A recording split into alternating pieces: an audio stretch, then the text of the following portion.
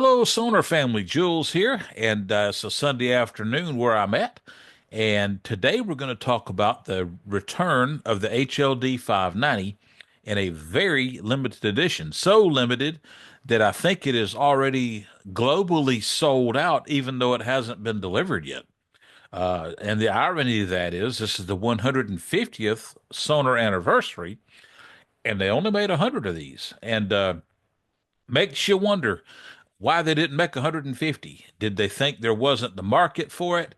And I think it's pretty ironic that you can't find them now. You can't find them for sale at all anywhere. And if you got a line on any that I don't know about, please comment so that anybody looking for one can get one. Great reissue. The shell is identical to the original 590, according to Sonor.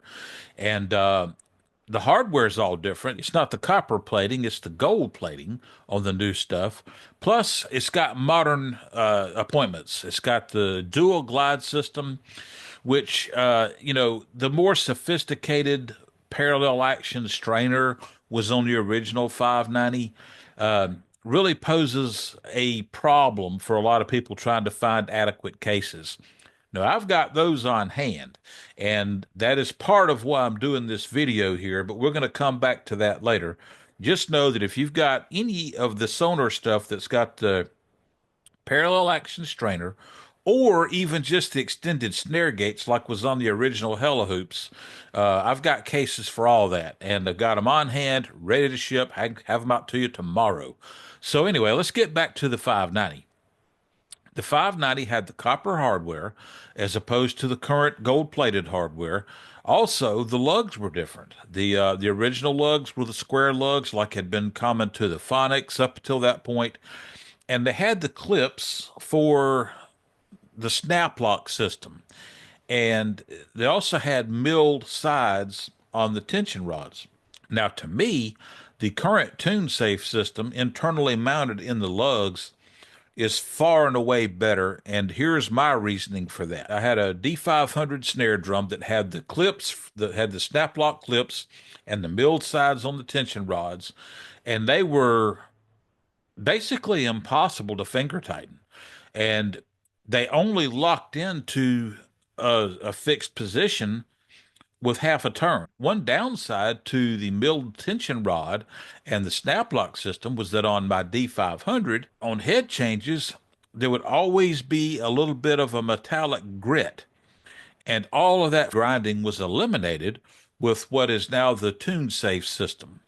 And so you've got modern lugs, which have much less shell contact and by modern standards are better than having the chunkier, more massive lugs with all that shell contact. Instead of having the sophisticated parallel action strainer, which while offering a great way to drop and raise your snares equally on each side simultaneously, I would prefer the dual glide system. I really like it. I think it's a very solid system. Arguably one of the best throw off and butt systems in the market.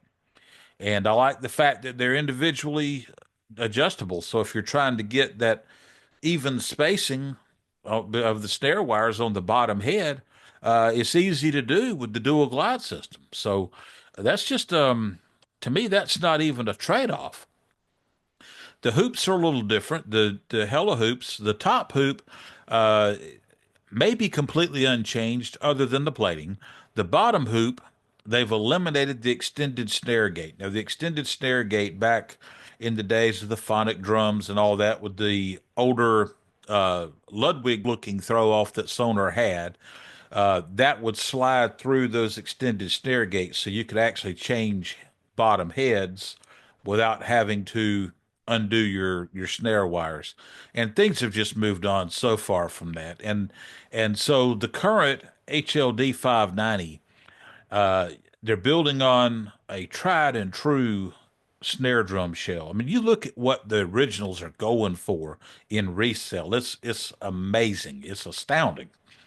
And so you take that and you add on Sonor's latest and greatest hardware, and you've got what is surely a phenomenal snare drum. I haven't seen one in person, haven't played one, but how can it be anything less than amazing when you've got the state-of-the-art Sonar hardware on a tried and true sand cast shell?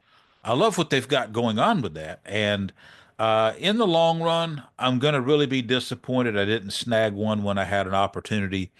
The thing is, there were only 100 of them globally, and so dealerships were very limited on how many they got, and they sold quickly, as opposed to the shell sets, which I'm not sure how many of them are spoken for, but you still see them readily available. I've got a friend in Atlanta with at Atlanta Drum Shop, and he's got one of each of the four configurations allocated to his store, and so far.